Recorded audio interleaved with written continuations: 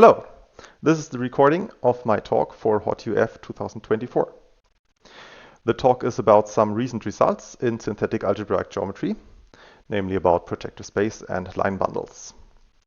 This is joint work with Felix Cherubini, Thierry Coquant, and David Verne. I want to start the talk with a very quick overview. What is synthetic algebraic geometry, SAG? Then I will show how to define projective space, Pn, in this synthetic setting. And we will see some first properties of projective space. Then I will talk about line bundles and define the Picard group. And then we come to the main result, the classification of line bundles on projective space. And in the end, there's an application, namely to compute the automorphism group of projective space. All results that we will see are well known in the usual external algebraic geometry. The point is that we present new proofs, synthetic proofs internal to the Zariski topos. And these proofs use higher types. And maybe this can be an example of how higher types can be used effectively to get very concrete algebraic results, like this classification of line bundles. So, what is synthetic algebraic geometry? Algebraic geometry studies schemes. Schemes are geometric objects that can be described in an algebraic way using polynomial equations. And it so happens that the category of schemes embeds into the Zariski topos. More precisely, the category finitely presented K schemes for some base ring K embeds into the Zariski topos over K, which is defined as the category of sheaves on this category of finitely presented K algebras with respect to the Zariski topology. But the main point is that the objects we are interested in, the schemes, embed in this topos, because that means that we can use the internal language of this topos to study schemes. And what we call synthetic algebraic geometry is to use homotopy type theory as an internal language for this topos, or more precisely some infinity one version of this topos, or we have to turn this Zariski topos somehow into a model of homotopy type theory. And then we can work internally. And when we do this, we always start from the structure sheaf of this topos. So the structure sheaf is this functor here. The functor from finitely presented K algebras to sets that takes an algebra A and just sends it to the underlying set of A. This forgetful functor happens to be a sheaf with respect to the Zariski topology. So it's an object of the Zariski topos. And we start with this object that we denote R internally. And we can develop a lot of theory from that. Here are some properties of R. First of all, R is a ring from the internal perspective. This is just because externally it's not only any sheaf, it's a sheaf of rings, or a ring object in the topos. Okay, but interestingly, this ring R is a lot like a field. Namely, for every element that is non-zero, this element is invertible. So that would be called a field in classical mathematics. Since we're working internally in a topos, we have to be careful, we have to be constructive. And this is not the strongest field property that we could have. So it's only a field in a sense. Namely, something we don't have is x is 0 or x is non-zero. So non-zero would be invertible. And this is something that does not hold for this ring R internally. Okay, but something else, some generalization of this, or something related. If we look at Rn, the module Rn, this is an R module. And if we have an element, so a vector x in Rn, which is non-zero, which is not the zero vector, then this generates a submodule of Rn. And the special thing is that this submodule is isomorphic to R1 as soon as we know that the vector x was non-zero. This is something that in general we don't have, but for this special ring it works. This generated submodule here, we can also call it the span of x, and when we write that this span is isomorphic to R1, we could also read this as the span is a one-dimensional module. This will come up again later. Okay, here's something that illustrates how this internal world of the Zariski topos is very nice as a synthetic setting for algebraic stuff. Namely, every function f from R to R is a polynomial. So for every function, we know that there exist coefficients that when we evaluate the resulting polynomial gives exactly this function here. So in fact, polynomials in one variable are in one-to-one correspondence to functions from R to R. So in other words, every function is a polynomial. So our word behaves algebraically. Again, a caveat. We can't expect to determine the degree of a polynomial. So this is something that you always have to be careful with if you're working constructively with polynomials. If your ring is not discrete, does not have decidable equality, then you can always find upper bounds. You can merely find upper bounds on the degree of a polynomial, but the degree is not a well-defined natural number. We can't write degree of f and have a natural number. Okay, on the other hand, we can generalize this again, namely every function from Rm to Rn is, even uniquely, given by n polynomials in m variables. So functions from Rm to Rn are multivariate polynomials. Okay, so this is the setting. These are some things we know about this ring R internally. Now I want to show you some examples of schemes, what they look like in the Zariski topos, and how we can construct them from this ring R, from this structure sheaf. First, affine space. So there's a scheme called affine space, AN, and internally the construction is simply we take R to the power n. This looks very simple. And of course, the product, so this is the n-fold product of R, and the product of schemes is also something very basic and fundamental in usual external scheme theory, but the actual construction, if you regard schemes as ringed spaces, then the actual construction of the product is a little bit involved. And from the internal perspective, it's really just the product of types, which happens to be a set again, if R was a set, and R, this ring R is a set because the structure sheaf here is a one sheaf. Okay, next, there's a scheme sometimes called the multiplicative group, and sometimes denoted GM for multiplicative group. And this is just the group of units of the ring R. So the set of units of invertible elements in the ring R. And we already mentioned that every non-zero element is invertible, so we could also say it's R without zero. All elements that are not zero. So yeah, this will play some role later, but I will just use the notation R times here, and not this notation GM. And here's the definition of projective space. It's a little bit more involved, but let's read it. So n-dimensional projective space, Pn, is the sigma type of submodules L of the module Rn plus 1, which are merely isomorphic to R1.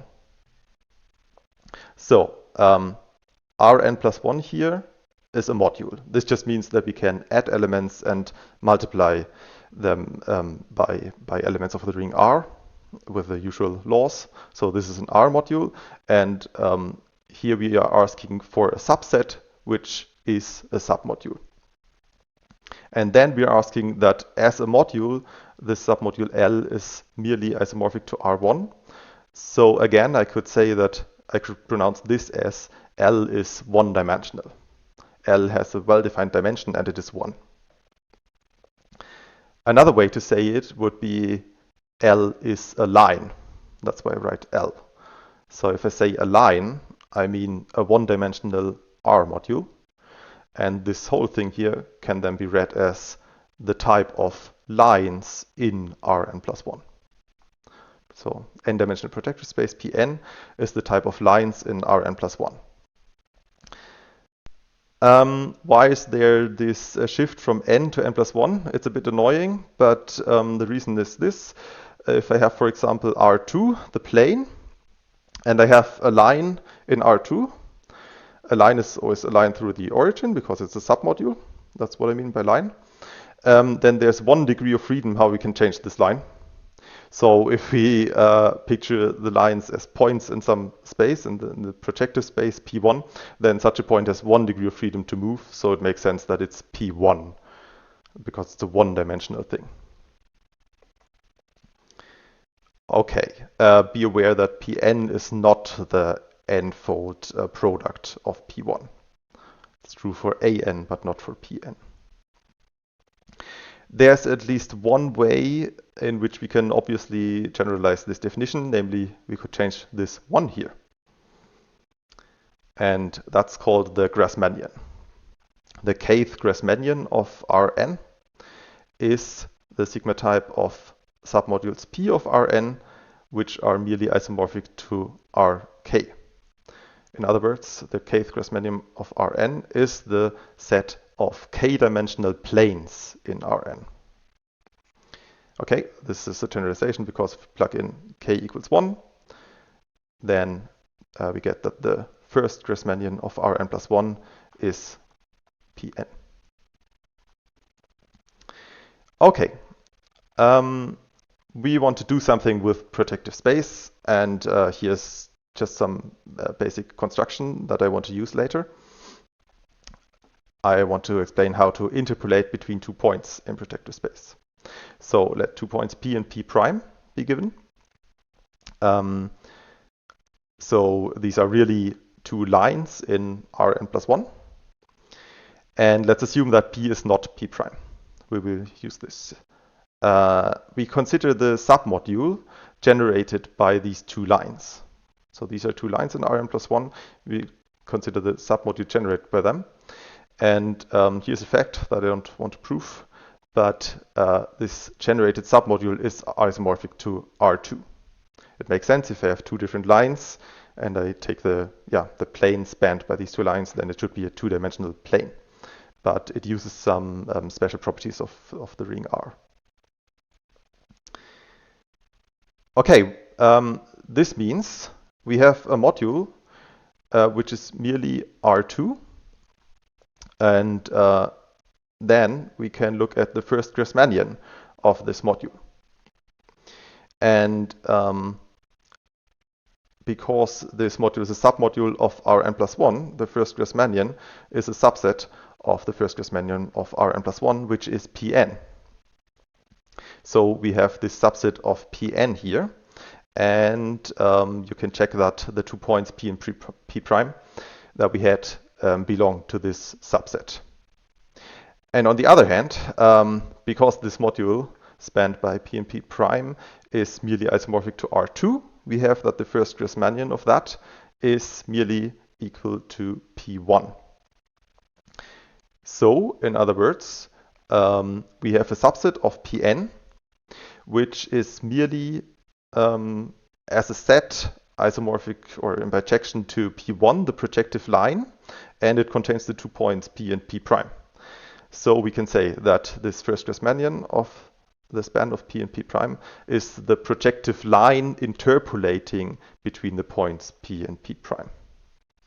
So what we really did here is we proved that for 2 different points, there's a unique line connecting the 2 points. Well, we didn't show uniqueness, but we constructed a line connecting the 2 points. So that's what I mean by interpolating between 2 points. And where did we use that P is not P prime? Well, we used it here. Of course, if P is equal to P prime, then the span here is just the same line P again. So we wouldn't get a two-dimensional module. And yeah, that's why we can find such a projective line interpolating between 2 points if the points are different, but only if we know that the points are different. If we don't know this, then we have no way to construct this interpolation line.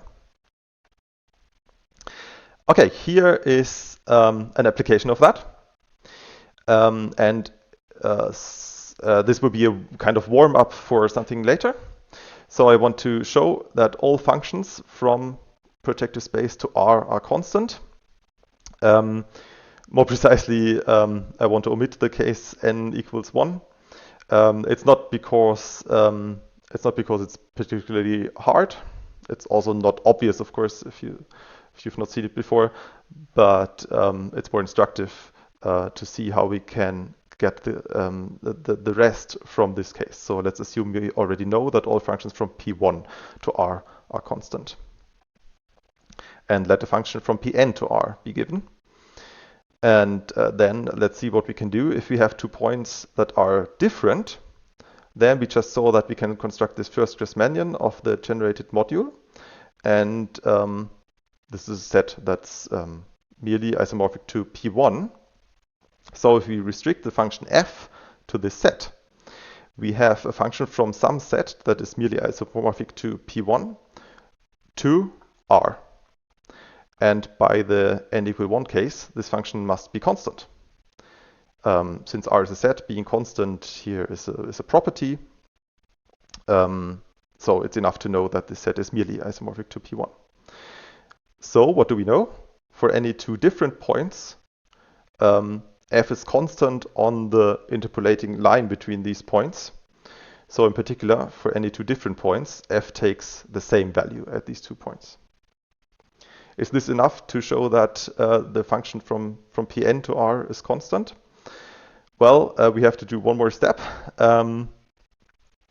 We have to fix 2 standard points, P0 and P1, that are different, because then we can show that for every point P is not P0 or P is not P1. And from this we can conclude that in the first case, f of P is f of P0. In the second case, f of P is f of P1. But because P1 is not P0, this is also equal to f of P0. So we are able to connect any point P to P0 by a zigzag of lines of length at most 2. And in this way, we see that the function f has to be constantly the value at P0. Okay. To go on, so we want to talk about line bundles next. Here's a very quick recap of some linear algebra, namely about tensor products. The stuff on this slide is true for any ring R and constructively, so we can use it in the synthetic internal setting. All I want to tell you about the tensor product is the following. It's some operation on R modules. If I have an R module and another R module, I can take the tensor product and get a new R module. With these properties here, the R module R1, so that's just the ring R itself regarded as an R module. If I take the tensor product of R1 with any module M, this is canonically isomorphic to M. So R1 is the neutral element for the tensor product. And actually, I'm just interested in this special case here. The tensor product of R1 with itself is R1. That's all I want to know here. And one more thing, there's a dual module. If M is an R module, they can take the dual R module, which is the module of linear maps of R module homomorphisms from M to R1. And all I want to know about that is that the dual of R1 itself is canonically isomorphic to R1. And secondly, that there's always a canonical map from M tensor M dual to R1. This map is induced by the operation that takes an element of M and an element of the dual, which is a homomorphism like that, and plugs in the element in the homomorphism to get an element in R1. So we always have this map, And in the case that we plug in R1 for M, this map is an isomorphism, is an equivalence. Okay, so much about tensor products in general.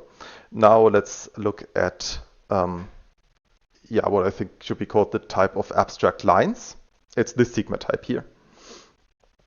The sigma type of R modules L that are merely isomorphic to R1. So this looks a bit similar to the definition of projective space, but L is not a line in some Rn+1 here. It's just an R module that happens to be isomorphic to R1 merely. So in other words, this is the connected component of the element R1 in the type of all R modules. So this type is obviously pointed by R1. R1 is an element of this. It is connected and it has what loop space at R1? Well, the loop space is the loop space in the type of R modules.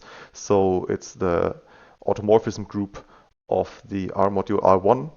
And it's an algebraic fact that this is the group of units of R. This is R times. Okay, but if it's a pointed connected type with this loop space, then we can call it a de-looping of R times. So that's why we use notation BR times for this type of abstract lines. And now comes the tensor product again. So the tensor product restricts to an operation on abstract lines. Because if I have a module L that is isomorphic to R1 and another module that's isomorphic to R1, then the tensor product will be isomorphic to R1. And also the dual of R1 is R1. So we have these operations, tensor product and dual. We can apply them to lines. And we have these properties. R1 itself, tensor a line is that same line. And any line L times its dual is R1. This is because we always have a map from left to right, just because L is a module. And we know that if L is R1, then the map is an equivalence. So it's also an equivalence if L is merely R1. Okay, what does this look like? It looks like a group structure.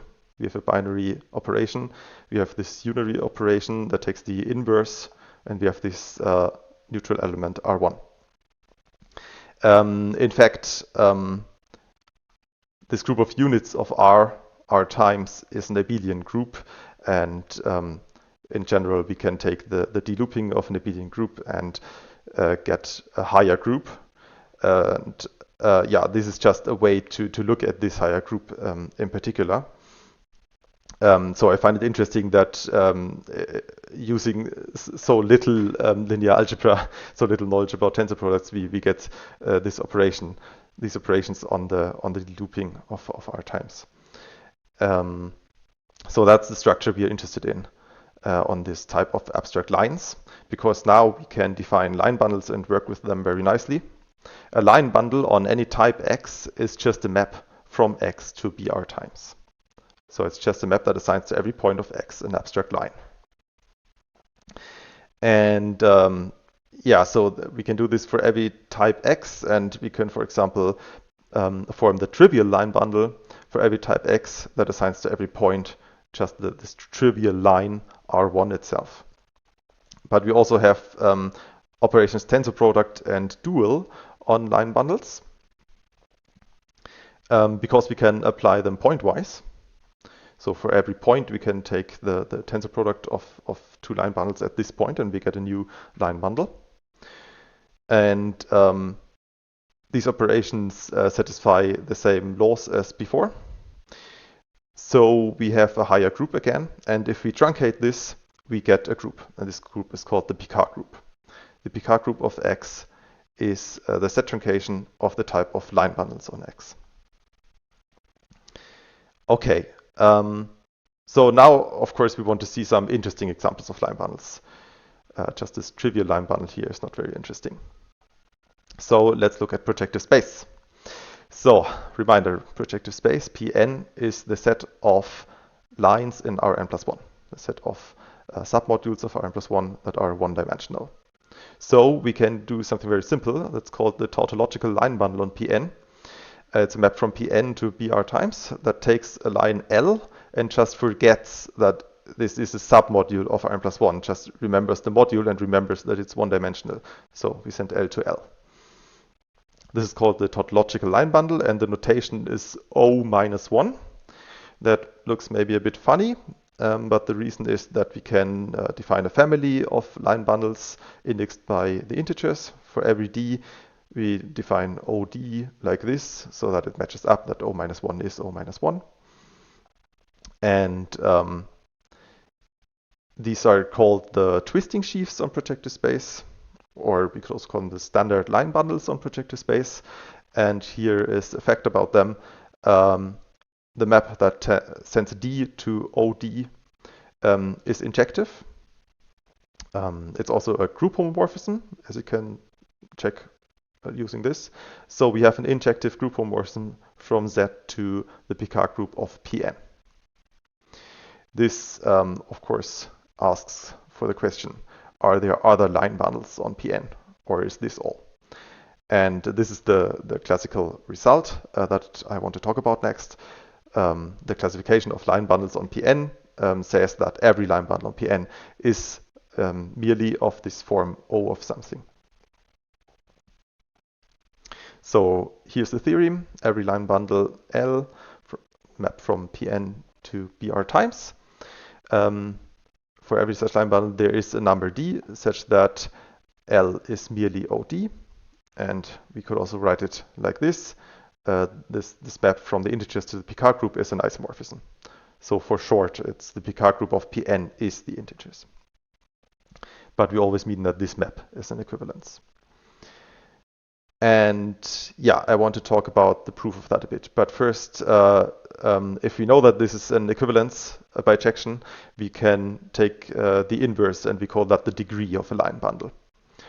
So the degree of L is this number d such that L is merely OD. And again, the case n equals 1 is not trivial, but I want to omit it because I want to focus on the rest. It uses some non-trivial algebra, namely Horrocks theorem. And what I want to present in the rest of the talk is how to go from this case to the general case Pn using an interpolation technique again. So here's the plan for n at least 2. First, we strengthen the n equals 1 case to a non-truncated statement.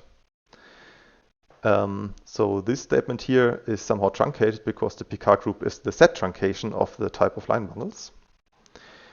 Next, we want to adjust our line bundle L so that we can expect that it is O of 0. And in the end, we use an interpolation argument to conclude that L is actually O of 0. So let's start with the first step. Here is the truncated statement again. The map from the integers to the set truncation of the type of line bundles on P1 is an equivalence, so is bijective. It's this map here. The fact that we want to use in order to get rid of the truncation here and to see what the type of line bundles on P1 is without the truncation, the fact we want to use is this. Any line bundle on P1 has the same automorphism group, namely R times. So this follows basically from the fact that every function from P1 to R is constant, but I don't explain the details here. Let's just take it for granted. So if we have any line bundle, the automorphism group is R times. This is all we need, because now if we write down this map here, that goes from Z times BR times to line bundles on P1, and it sends an integer d and line L to this line bundle here, the dth standard line bundle, OD, tensored with the line L. More precisely, I should say maybe tensored with a constant line bundle that takes always the value L here. Recall the tensoring is just pointwise. So this map here, we claim that this is an equivalence. Why? So the type on the right is a 1 type. And we already know that if we take the set truncation of this map here, then we get exactly this map, and that's an equivalence.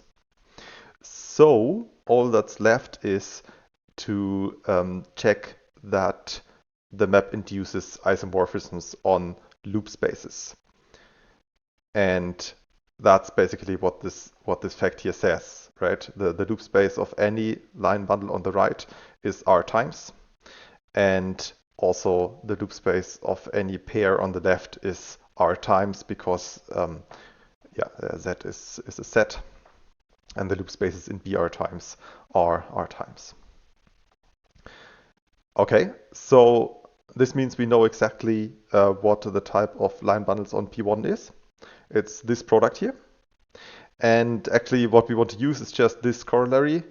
If we have a line bundle of degree 0, meaning that this D here is 0, then we have that for all points P and P prime, L of P equals L of P prime, and purely without truncation. So if we have a line bundle L on P1 of degree 0, then the lines at any 2 points can be canonically identified. So this follows from this characterization here, because the degree being 0 means D is 0, and then we have O0 here, and then we can check that this line bundle here assigns to every point just the line L. So in fact, for every such thing, the line bundle at P equals line bundle at P prime. Okay, so this here is maybe the nicer statement that uses higher types. And so in the classical external algebraic geometry, we can, without more effort, only state this statement here. Or this is the classical formulation that the line bundles on P1 are in bijection to the integers. But here we can say, but we actually know what is the type of all line bundles on P1. Okay, but this is what we will use. Because our second step is to adjust the line bundle L so that we can expect it to be O0. So now we are working with the line bundle L on Pn, and we want to see if we can expect this or not. So a priori, we only expect L to be merely OD for some D. So what do we have? So we can hope it's O0. Let's start by fixing a standard plane in Rn+1. So let P0 be an element of the second Grassmannian of Rn+1, so it's a plane in Rn+1. Because then we can consider the restriction of L to the first Grassmannian of that plane. And the first Grassmannian of that plane, because this is a two-dimensional plane, is merely in bijection to P1. So we can talk about the degree of this line bundle. In fact, we have to do a little bit more to make sense of this degree here. We have to check that the map of which the degree is the inverse is well defined for the first Grassmannian of any plane. And but this is true. So we can carry over our assumption that the map is an equivalence for P1 to what we need here. The map is an equivalence for this type, the first Grassmannian of P0, which is merely P1. Okay, so we can look at this degree. It's some integer. And I don't want to explain the details, but we can arrange that this integer becomes 0 by replacing the line bundle L that we have with some, so we modify it by tensoring it with some of the standard line bundles OD. We can do this is fine, because we just want to know in the end that L is merely of this form OD, and this doesn't change if we tensor it by something of this form OD. And this will help us. At the moment, it doesn't look very strong because we have only the standard plane P0 here. And we know that restricted to this plane, the degree becomes 0. And this doesn't, a priori, it doesn't mean at all that the degree is 0 on the whole Pn. But here comes an important fact that we now use. The second Grassmannian of Rn+1 is indecomposable, meaning that every function to Boole is constant, or every decidable subset is empty or the whole space. So we can use this here because we can look at the degree of L restricted to any, the first Grassmannian of any plane P instead of this P0. So this P is, we can see it as a parameter that comes from this space here, which is indecomposable. So if the value of our function is 0 at one point, then it has to be 0 at all points, because otherwise we would get a decomposition of this space. So we made sure that the degree is 0 on this standard plane here, and we conclude that the degree is 0 on every plane. Okay, that's good, because in the previous step we saw that if we look at P1 and the first Grassmannian of P is merely P1, and we have 2 points, P and P prime, then we have L of P equals L of P prime. Actually, it's not needed here that P is different from P prime. Sorry, we have this for all points P and P prime on some the first Grassmannian of some plane. Right, the different points, we only need them in the next step for an interpolation argument.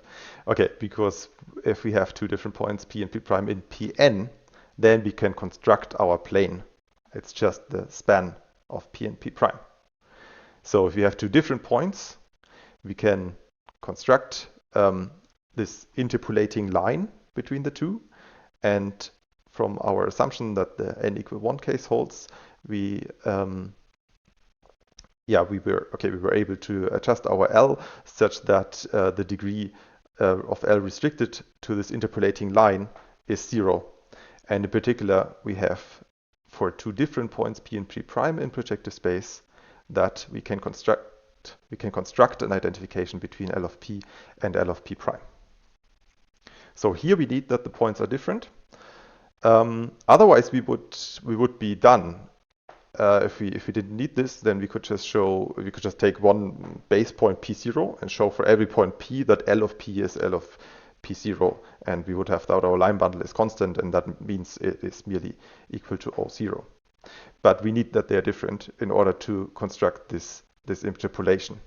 And without that, we don't have this plane to which we can apply the n equal 1 case.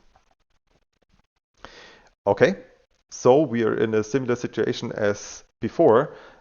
We know that at any 2 different points, L assumes the same value. Are we done? Well, we do what we did before. We fix 2 standard points, P0 and P1.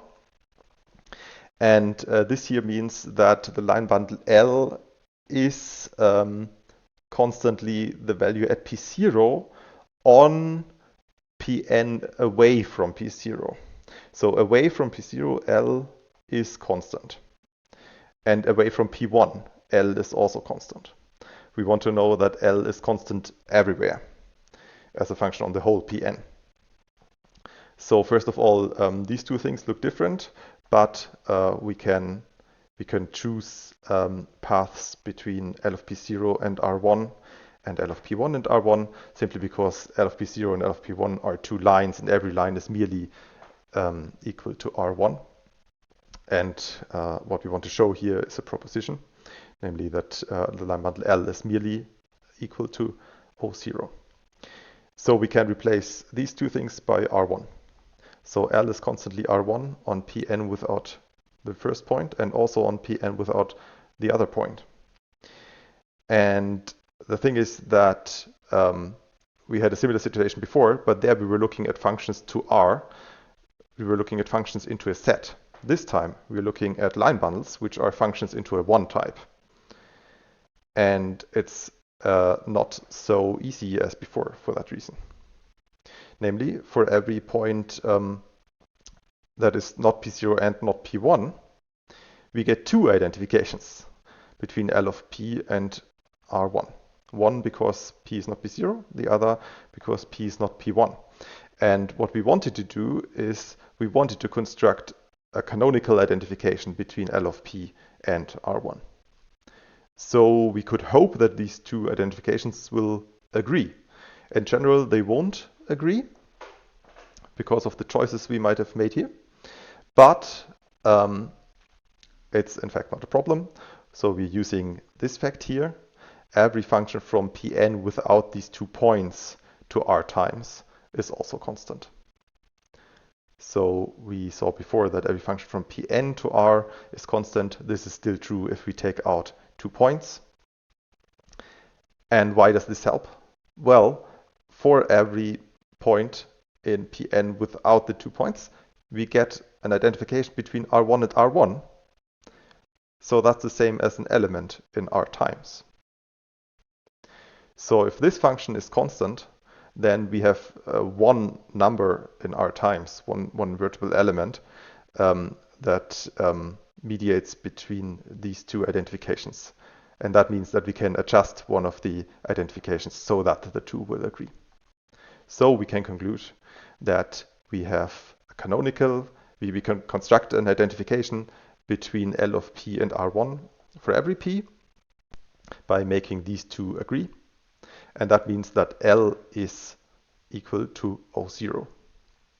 And that's what we wanted to show. L is one of the standard line bundles. Okay, so that concludes the classification of line bundles on Pn. Again, the classical phrasing is that the Picard group of Pn is the integers. And now I just want to show an application of this result. This can also be done nicely in the synthetic setting, but I won't show the proof. So first, recall that every function from Rm to Rn is given by n polynomials in m variables. We want to say something similar about projective space Pn. So the theorem is every function from Pm to Pn is given by n+1 homogeneous polynomials of some degree d in m+1 variables. So we have these n+1 polynomials in m+1 variables because we're talking about a function from Pm to Pn, which is a bit like a function from Rm+1 to Rn+1, because Pm is the set of lines in Rm+1. So the way that such a family of polynomials induces such a function is you simply check that this family of polynomials preserves lines. So it induces a function between Pm and Pn. But the thing the theorem states is that every function is of this form, and in particular every function admits a unique integer d, such that it's given by homogeneous polynomials of degree d. This d is called the degree of the map f. So you could summarize this theorem by saying every map from Pm to Pn has a well-defined degree. And the core step in the proof where we determine the degree is this. We take our function f and we compose it with this standard line bundle O1. This gives us a line bundle on Pm. And then we can take the degree of this line bundle. That's where we use the previous theorem that every line bundle is one of the standard line bundles. So every line bundle has a degree, and this turns out to be the degree of this map. Okay, if every map is given by homogeneous polynomials, maybe we can say a bit more if the map is bijective. So we want to talk about the automorphisms of Pn. every automorphism from Pn to Pn is given by an invertible matrix, unique up to scalar multiplication. So I guess it's plausible that if this map is bijective, then our homogeneous polynomials will be polynomials of degree 1. Just because they look like you could be able to find the inverse, and that's actually the case. So if the d is 1, then you can show that these homogeneous polynomials of degree 1, which are linear polynomials, so just linear functions. Linear functions, that means we have a matrix, and the matrix is invertible again because this is an invertible function. And then you can show that this invertible matrix is unique up to scalar multiplication. And this is the formula to summarize that. The automorphism group of projective space, Pn, is the PGL n plus 1. So GL stands for general linear group. GL n plus 1 of R would just be the group of invertible matrices, invertible n plus 1 times n plus 1 matrices with entries in R. And the P here stands for projectivizing that, in the sense that we take invertible matrices modulo scalar multiplication. Okay, this was the talk. I hope you enjoyed. Bye.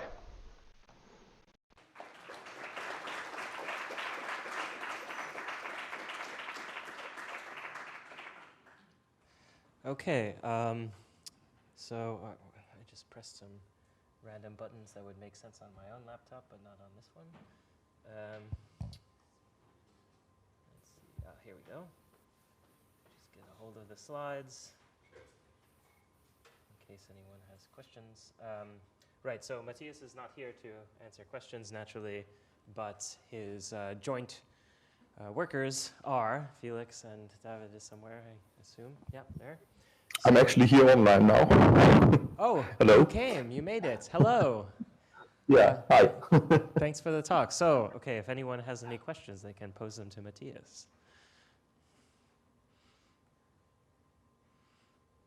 Anyone? We got one here.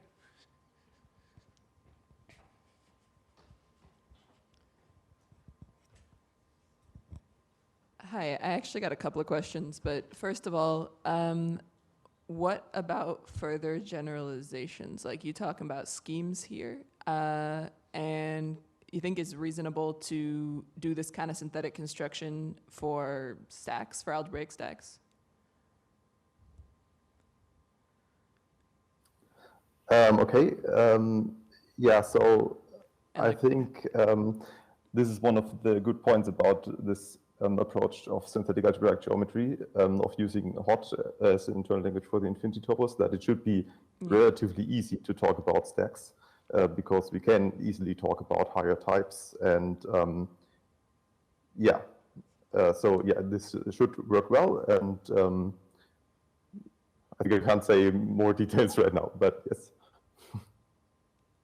solid. And then I also had one other question, which is just about what you were saying in the presentation.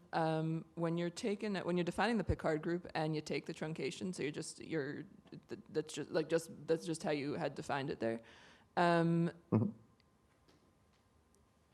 Is this like the same thing, like the construction that you made to get rid of the truncation and the classification of line bundles? Is that the same consideration that you would have made as like if you had never truncated to begin with? Or like is that different data that you lost and then regained? Maybe that's confusing. Data that I regained in the proof? Well, I'm not exactly sure. I mean, of course, you could say the proof is more about the untruncated type of lines instead of the Picard group. But the way I presented the proof, I mean, uses that we want to show only the proposition that the line bundle is merely equal to O0 in the end, right? Yeah. Maybe I'm not sure if I understand completely. No, I think it's fine. I was just wondering, I guess, if there was any difference in like in what was coming out of the proof versus just considering that untruncated object like the construction of the Picard group, but without truncating that, if there was anything gained in the proof that was not already there in the non-truncated object beforehand. But I think no, and so I think it's maybe fine. not. Yeah. Yeah. Maybe one thing I should say. So I mentioned in the talk that we first strengthen the n=1 case, right, to this untruncated statement that the type of lines on P1 is BR times integers. And you can do the same thing for the general case on Pn. So you can actually do one more step and show that the type of line bundles on Pn is, again, BR times integers. Oh, nice. All right. Thank you. Thank you. I think we can take one more question back here. Hi. Yeah, so you started this talk with saying that every function in the Zariski topos is a polynomial, but the degree can't be determined. And then now we showed as an application of the classification of line bundles that on the projective space you can determine it. Is this also generalizable to the Grassmannian case, or? So functions from a Grassmannian to a Grassmannian, you mean? Yes.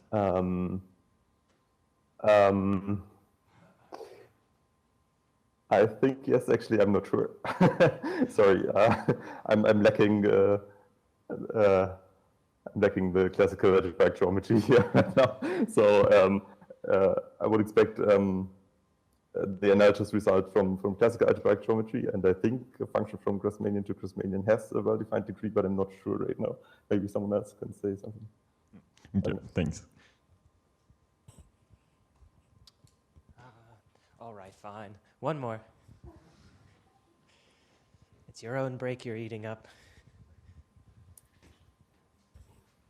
Hi, thanks for the nice talk. This is going to be a very vague question, but I kind of wonder, when you do this kind of synthetic proofs, like, do you feel like you're doing the usual proof in a different language, or are you really feeling like you're doing just a different proof which happens to somehow have the same structure? Like how do you feel with respect to the language you're using? Is it just merely the other one in disguise, or is it something different?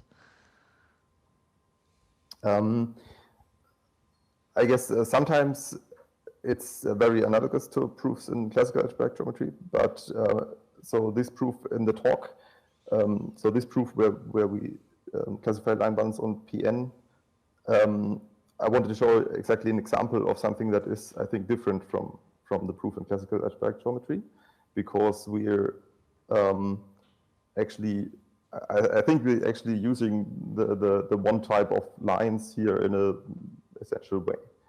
And I mean, in the standard proof of the classification of line bundles on projective space in classical algebraic geometry, you don't need algebraic stacks or something. You don't need anything like higher types. And but I think here it's kind of elegant that we can just talk about this type of lines. It's not something complicated. And what this gives us is that after this first step, where we adjust the line bundle so we can expect O0, then after that we can actually show by this interpolation technique that the line bundle is trivial away from a point. And this is different from at least the standard proofs that I know, because there you only show that the line bundle you have is trivial on every affine charge of projective space, in case that tells you something. And that's less than showing it's trivial away from the point. So I think by using this one type of lines, we can get more at once. We can do the step in the proof that gives us more than we can do in the classical proof. Thank you. Okay.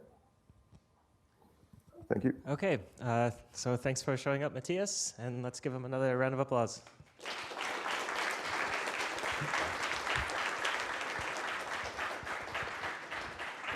Thank you very much. Thank you for letting me give the talk and answer questions in this form. Yeah. Have a nice meeting, everyone. You too. Bye-bye.